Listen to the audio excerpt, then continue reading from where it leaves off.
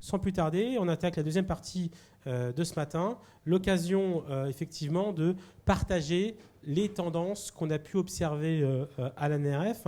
Alors évidemment, il y a beaucoup d'autres choses. On a un rapport plus complet qu'on aura l'occasion de partager sur les réseaux sociaux. N'hésitez pas à aller sur notre SlideShare compte Multitude pour suivre un petit peu les différentes études qu'on pousse, dont celle de la NRF. Ce matin, on a pu voir tout ce qui est Innovative Screen, Innovative Services, Data et Intelligence Artificielle, réenchantement du point de vente.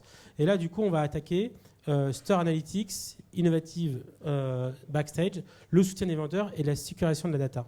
Je demande à la régie de me mettre les retours écran, s'il vous plaît. Merci beaucoup. Donc, on va démarrer par tout ce qui est Store Analytics.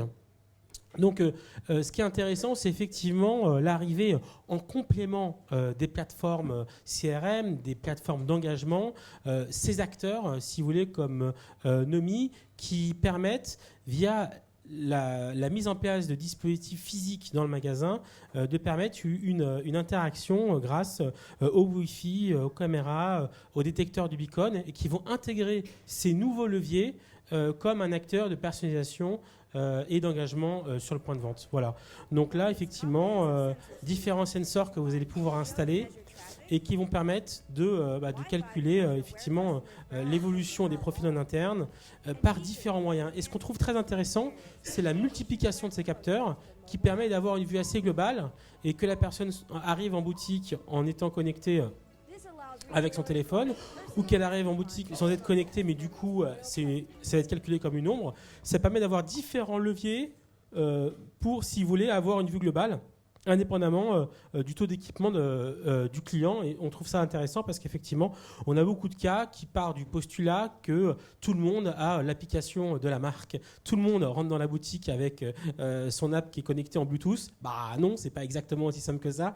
Du coup, des vues comme ça un peu plus pragmatiques qui intègrent différents leviers, ça peut permettre d'avoir justement, d'enrichir de manière plus pragmatique votre base de données. Alors, il y a un autre acteur, effectivement, qui lui se focus effectivement sur tout ce qui est borne Wi-Fi, l'occasion effectivement d'avoir pas mal de données. Alors un acteur avec lequel on a passé pas mal de temps, c'est nos amis hollandais de Philips, qui ont développé un système basé sur la lumière.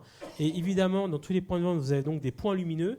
Et ils vont utiliser effectivement ces points lumineux avec des douches pour, en gros, suivre le parcours en identifiant les ombres. Et du coup, ça va permettre d'identifier les zones chaudes, les zones froides dans votre point de vente. Et tout ça pour un investissement technique assez faible. Et donc, on le voit effectivement dans cette photo, où ils vont avoir la possibilité vraiment de suivre les déplacements en fonction du zonage des produits. Et du coup, vous proposez un dashboard en temps réel. Donc, il y a des tests qui sont faits en France au Carrefour de Lyon. Donc, si ça vous intéresse d'en savoir un peu plus sur la démarche, n'hésitez pas à voir la vidéo qu'on a tournée avec eux à New York pour aller un peu plus loin autour de ces sujets.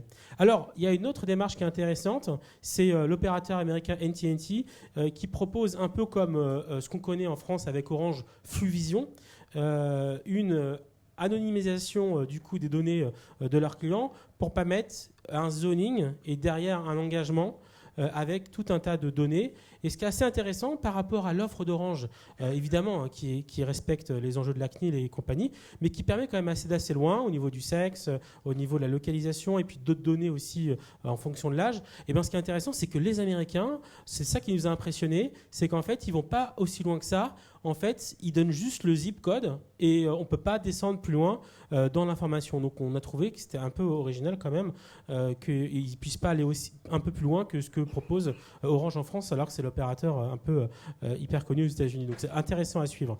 Alors, d'un côté, effectivement, il y a ça. De l'autre, Prism, qu'on avait un peu présenté l'année dernière et qui s'est fortement développé. Prism, très intéressant. La capacité de vous brancher sur les caméras de sécurité, de dessiner vos zones de vente. Et du coup, ça va définir les zones chaudes et les zones froides, puisqu'il va utiliser vos caméras de sécurité pour identifier la prise en main de produits.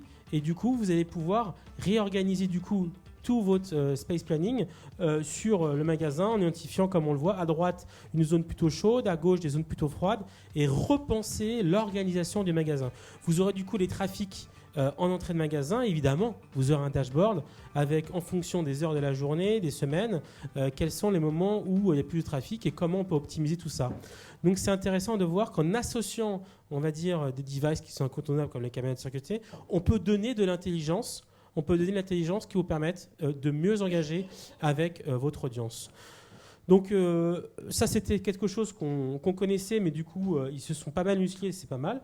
C'est intéressant. Il y a aussi Condius. Condius, en fait, c'est une plateforme qui permet de géolocaliser les tweets des consommateurs directement sur le point de vente. Et donc, en fait, ça permet d'identifier, en gros, vos produits dans vos points de vente qui font l'objet le plus de conversations et discussions de la part des clients. Donc, en fonction de vos produits, de vos services, évidemment de vos marques, ça peut être intéressant de voir que vous avez une zone qui est devenu un vrai carrefour média en fait dans votre point de vente. Vous n'étiez même pas rendu compte qu'en fait il y avait un coin où la marque était tellement connue et le produit était tellement apprécié, ou au contraire pas du tout apprécié, que vos clients en parlaient directement sur les réseaux sociaux. Donc la géolocalisation effectivement de la conversation en ligne du consommateur sur le point de vente, c'est une tendance à suivre à mon avis. Ça rajoute un layer parmi tout ce qu'on a pu échanger avec vous. Le sixième élément, c'est effectivement tout ce qui est backstage. Et ça, c'est intéressant parce que aujourd'hui, on l'a vu, on l'a évoqué ce matin d'ailleurs avec nos différents partenaires, il y a un gros travail qui a été fait sur l'expérience client, mais derrière, il faut pouvoir identifier de nouveaux leviers pour travailler sur l'expérience du client. Et ça passe par des sites de ce type. Donc par exemple, Impige qui permet avec des étiquettes connectées de tracer le parcours non plus des gens, mais des produits que vous prenez en magasin. Donc par exemple, il y a eu un cas avec Levi's, et donc en fait, l'idée c'est que par exemple, si je prends une chemise et puis je prends un jean et que je vais en cabine d'essayage, et du coup on va avoir le tracé de ces produits à l'intérieur du magasin. Ça va pour moi d'associer un peu comment les gens ont fait et comment ils ont circulé pour arriver à cette conclusion d'achat, et du coup peut-être de mieux organiser, d'optimiser l'expérience en point de vente en se basant sur le parcours du coup des produits que vous commercialisez. Donc ça c'est plutôt intéressant à suivre, et de toute façon les coûts unitaires d'étiquettes RFID est en train de drastiquement chuter. On pense qu'on va avoir une véritable généralisation en 2016 de ce type d'approche. On a échangé avec Decathlon qui a vachement avancé sur ce point. Je crois qu'ils ont 90% d'étiquettes qui sont maintenant RFID. Donc c'est quand même un point à suivre. Et puis il y a effectivement d'autres cas, comme en France avec Beau Manoir, qui intègrent cette démarche. Et donc c'est vrai qu'on voit, il y a quand même des initiatives en France qui sont prises, qu'on voit aux US et on se dit c'est bien, mais en France il y en a qui ont déjà démarré. Voilà, donc après on passera rapidement sur les étiquettes intelligence des communications. Je m'arrêterai quand même là-dessus, c'est assez intéressant. Tout le monde est en recherche d'écran interactif. Et il y a effectivement un point sur tout ce qui va être effectivement affichage en général des prix et des produits. Et là, vu que les prix des étiquettes ont fortement chuté et que la LED est très accessible, vous allez pouvoir gérer à distance un affichage personnalisé au niveau des produits. La capacité de choses, on le voit dans un frigo à droite ou directement en linéaire à gauche sur des produits secs, d'avoir la possibilité d'acheter un espace marketing au-dessus de vos produits en alternance avec le prix éventuellement du produit. Donc ça c'est quand même assez intéressant de personnaliser l'expérience, d'accompagner les promotions par un affichage directement sur le point de vente, tout ça de manière assez autonome.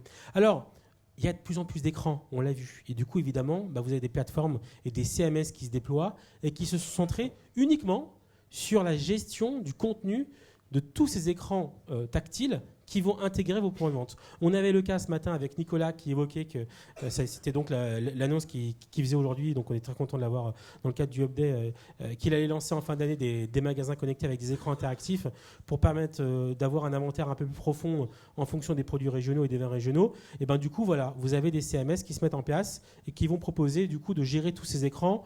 On a interrogé le président de cette entreprise, comme qui nous disait que dans les points de vente dans lesquels les écrans interactifs sont installés et sont bien optimisés, on note 17% d'augmentation de chiffre d'affaires. Donc clairement aujourd'hui, on n'en est plus à savoir si les écrans interactifs ou les écrans tout court sont pertinents. On en est à comment on va adresser le bon message sur le bon endroit du point de vente pour aller essayer de faire de l'upsell et d'augmenter la rentabilité du chiffre d'affaires. Donc, c'est des sujets à travailler. On a interrogé aussi, et la vidéo est en ligne sur nos réseaux, donc n'hésitez pas à la consulter. Voilà, et puis après, effectivement, l'association clairement entre les réseaux sociaux, les écrans et le beacon, le social retail, c'est la grande tendance qu'on va suivre Institut en 2016 et on aura l'occasion d'en reparler, mais clairement, mettez-le dans vos tablettes, ça va être un des sujets clés de l'année. Le 7e point, c'est le soutien clairement des vendeurs.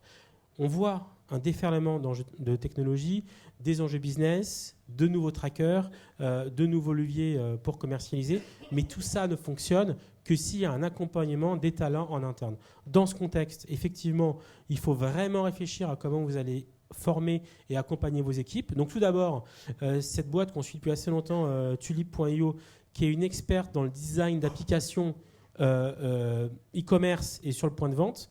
Donc, ils sont très forts en termes d'UX. Et c'est vrai que nous, on les benchmark pas mal pour identifier en termes de tendance comment, en gros, les gens vont avoir l'habitude d'interagir à la fois côté client et puis surtout sur le point de vente pour l'équipier, comment il va pouvoir optimiser et accélérer les ventes et comment lui donner des super pouvoirs grâce à une tablette professionnelle.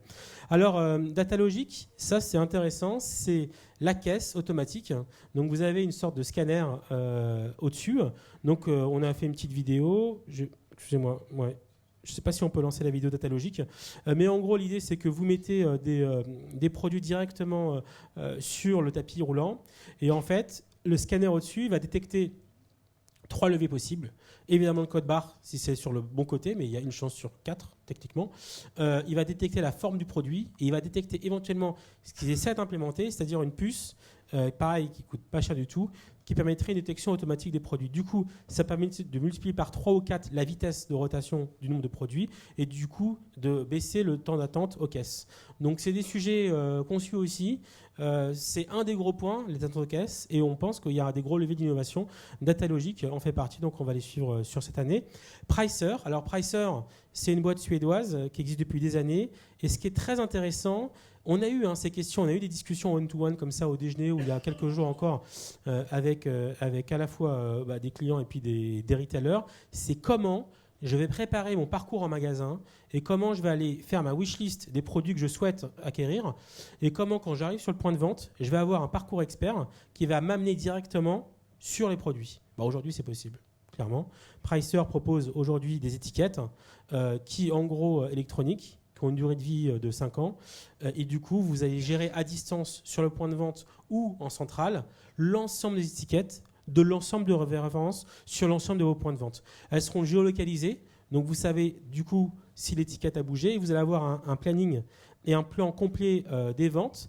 Et du coup, vous allez pouvoir permettre, via l'application mobile du retailer partenaire, proposer au retailer de proposer à ses clients de faire la sélection des produits. Et quand ils arrivent en magasin, l'étiquette en fait s'allume et du coup vous allez avoir un parcours qui se dessine automatiquement et vous allez pouvoir évoluer dans le magasin. Voilà, donc Pricer, quelque chose qui on pense est à suivre.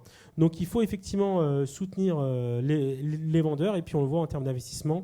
Voilà, plus d'un tiers de chaque dollar dépensé aux US est influencé par les interactions digitales des consommateurs. Donc il faut aussi former, accompagner et prendre en considération la voix des clients. On a eu le cas Sephora où effectivement dans la boutique qu'on a visité downtown New York, les caisses, un peu comme dans un Apple Store, sont mobiles. Ils ont un iPhone et ils encaissent directement les paiements en mobilité. Donc ça donne un côté assez intéressant à suivre pour les clients.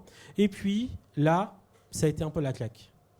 Teatro, c'est un système avec de l'intelligence artificielle où en fait le client arrive en magasin. On prend un réseau de bricolage, par exemple. Il arrive à l'accueil et il dit, voilà, moi je suis plombier et je cherche, je sais pas, des tournevis. Du coup, dans l'oreillette, la personne va dire plombier, tournevis. Et l'ordinateur va comprendre, en intelligence artificielle, va comprendre effectivement son besoin et va alerter uniquement dans l'oreillette les vendeurs des rayons concernés. Vous voyez ? Donc, en fait, en temps réel, on va avoir deux choses. On va d'abord avoir une alerte automatiquement des clients concernés qui savent que quelqu'un se dirige dans leur direction pour un besoin bien précis. Et de l'autre, quand il va arriver en rayon, il va pouvoir faire une demande d'un produit qu'il cherche. Et du coup, le vendeur va pouvoir interroger son stock directement à l'oral et il va demander est-ce que dans la catégorie des tournevis, il y a cette catégorie-là en stock ou pas. Et du coup, l'ordinateur va automatiquement chercher en stock et va lui répondre par des mots synthétiques est-ce que c'est disponible ou pas. Donc c'est un gain en termes de temps et d'interaction avec le client qui est très intéressant, de la capacité d'interagir avec encore plus d'engagement et encore plus de clients effectivement sur une période de travail. Pour l'instant, c'est des qu'en anglais, c'est qu'aux États-Unis, mais en tout cas, on trouve que c'est une piste intéressante. Pourquoi ? Elle va pouvoir se plugger à vos systèmes CRM et aux bases de données déjà que vous avez pu installer. Voilà. Donc n'hésitez pas à regarder la vidéo qu'on a tournée parce que c'était quelque chose d'assez intéressant. Alors là, on est à la rencontre, si vous voulez, deux choses, de la reconnaissance vocale, de l'intelligence artificielle et de l'interaction avec un écosystème smart sur un point de vente ou à domicile. Donc effectivement, quand on associe Amazon Echo, donc l'enceinte d'Amazon, avec un système de type Insteon, et ben on va pouvoir parler à son lieu de vente, on va pouvoir parler à son domicile. L'idée, c'est de dire effectivement, allume les lumières, change la densité, je sais pas, ou change de couleur des lumières et autres, et on va pouvoir entrer en interaction. Donc aujourd'hui, il y a beaucoup de plateformes qui vont se commander à la voix, on va pouvoir personnaliser l'ambiance de son point de vente en quelques secondes directement par commande vocale. Donc comme on l'avait vu pour ceux qui étaient là début janvier sur le rétexte du CES, la tendance de voice command en termes d'interaction, c'est également une grosse tendance pour 2016. Pour récapituler, en gros, nous, effectivement, on revient à l'histoire. Le clavier, c'est les années 60. La souris, c'est les 70. Le doigt, là, c'était l'iPhone en 2007. Le geste en 2015. Et clairement, on pense qu'à partir de cette année, il va y avoir une généralisation de la commande vocale pour un grand nombre d'interactions. Enfin, et pour finir, et c'est pour ça que c'est très intéressant d'avoir l'interaction de Marc L'Olivier ce matin, les enjeux de sécurisation de la data. Ça n'a jamais été plus au centre des problématiques et des enjeux perçus par le client. Donc là, il y a effectivement cette plateforme qui était présentée par ATT lors de la conférence, avec une logique vraiment d'identification de l'ensemble des problématiques et de listening sur l'ensemble du funnel client, qui permettait vraiment de suivre ce que pouvait dire le consommateur. C'est assez intéressant. Une boîte qu'on vous conseille aussi, qui est intéressante à suivre, Ghostery, qui identifie tous les liens et tous les trackers qui polluent vos pages web et qui freinent du coup l'affichage de vos pages. Ça a l'air de rien, mais c'est un cocoon assez intéressant. On vous recommande d'aller sur leur site pour voir un petit peu ce qu'ils font.